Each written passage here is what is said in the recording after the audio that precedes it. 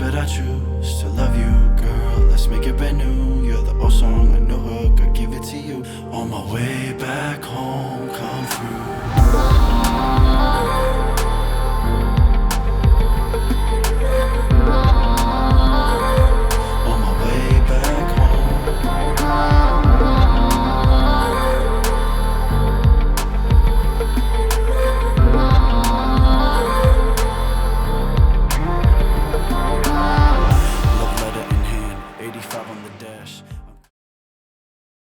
Hello everyone, my name is Amos for amosyoMixing.com, and in this tutorial I'm going to show you how I'm using a kick sample to beef up the production of this song called Love Letter. So the first thing was when this song was given to me to mix, Sam actually reached out to me and said that he actually wanted a kick drum that had a lot of punch and had a lot of knock into it.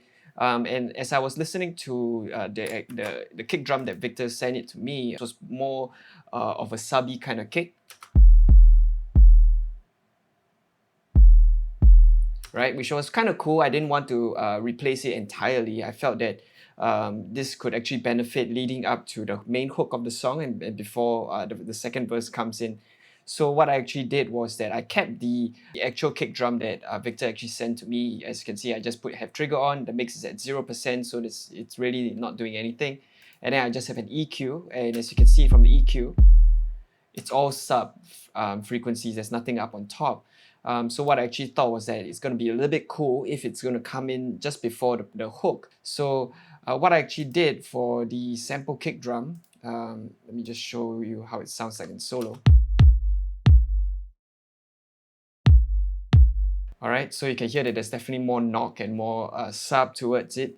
And so what I did was I actually used the muted kick sample by the Dead Sound drum sample, the Neon library, I believe. And I just used the muted kick. As you can see, I just flipped the phase because I felt that with the phase flipped in comparison with the actual kick drum that Victor actually sent to me, it kind of sounded better in that manner. And I'm also using both kicks at the same time. And that's one thing that you need to be careful about. I always recommend reaching out to your producer or your client just before you go ahead and replace or augment any samples, just to make sure that everyone's all on the same page. And that you're serving the song as opposed to just removing things or changing things up without permission. So in this case, Victor and Sam, they were giving me the liberty to be able to, for me to do what I want as long as the song is being served. So I felt that I can still maintain the subbiness of the kick drum, the original kick drum that was sent to me, but I used the sample kick drum to create a knock and create all the frequencies, the high-end frequencies that was missing in the first kick drum.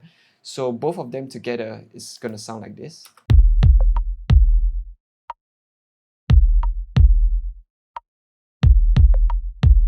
Alright, there's a little bit of a kind of percussion kind of thing going on in between, but ignore that for the time being.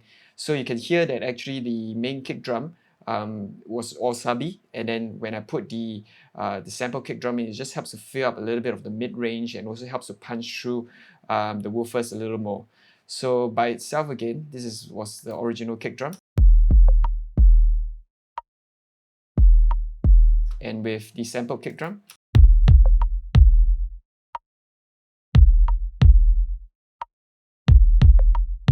Alright, and in the track leading up from the quiet section, the original kick, all the way until when the new kick comes in as well.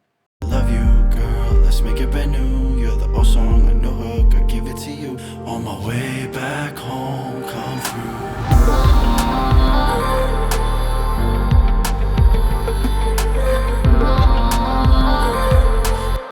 So I definitely blended it to taste, and you can hear that the minute the actual kick drum comes in on the hook of the song, I just makes the hook sound bigger and sound fuller. So yeah, just a little tip for you to be able to just augment stuff, find things that the original kick or the original sound is lacking, and rather than EQing to taste, because there was no way that I'll be able to EQ all of the mid-range content out from the original kick because there was nothing in there to begin with.